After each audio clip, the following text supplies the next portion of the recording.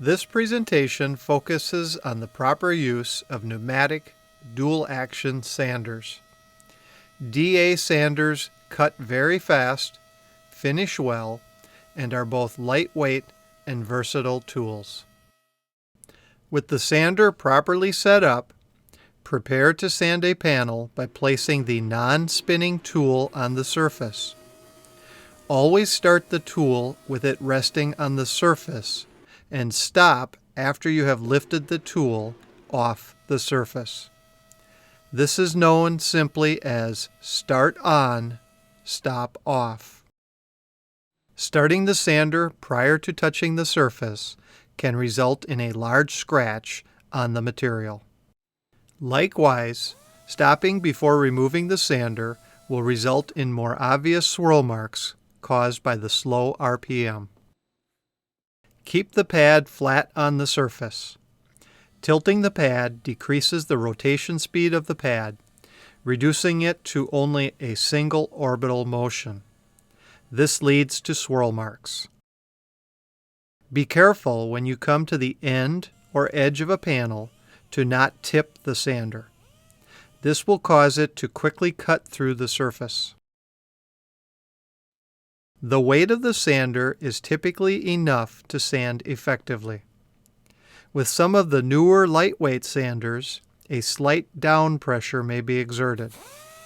If any additional pressure is used, it should be very light. Pushing down aggressively on a sander will only cause it to slow down or stall. As it slows down, the abrasive disc does not sand at the proper speed. When the sander doesn't run at the proper speed, the abrasive will drag and cause swirl marks. When finish or stain is applied, the marks will become very visible. Too much pressure also causes premature loading and wear and tear on the bearings of the tool. This sander has a bad bearing, which is causing excessive vibration. Too much pressure can also cause heat buildup, which can distort and damage the pad. The sanding pattern of a random orbit sander is non-directional. For this reason, it is not necessary to follow the wood grain to prevent cross-grain scratches. In fact, DA sanders will not cause cross-grain scratches and are frequently used to remove them after other sanding operations.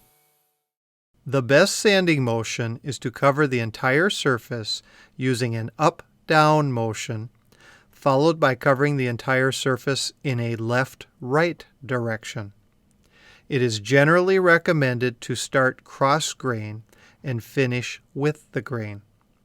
When sanding, overlap each pass by 30 to 50% to ensure good surface coverage. Do not hold the sander in one area and apply pressure. This can cause swirl marks that will be difficult to remove.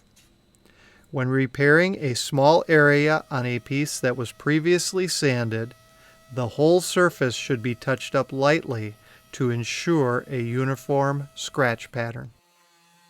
Orbital sanders are not designed to break or bevel narrow edges. This should be done with a plane, router, or wooden sanding block. Pads will quickly wear and no longer provide a smooth, flat backing surface. Abrasives quickly wear and should be replaced when you see diminished material removal. Experiment by marking the surface with a pencil. A fresh abrasive will quickly remove the pencil marks. If you are struggling to remove them, your abrasive likely needs to be changed. Consider using a vacuum or self-generating vacuum. This will help capture the dust and extend the life of the abrasive. Sanding presents a number of health hazards. Fine dust is problematic for your lungs. Downdraft tables, vacuum extraction, and respirators help remove dust before it gets to your lungs. Don't forget to protect your eyes and ears as well. Vibration and repetitive motion from sanding for long periods can cause problems.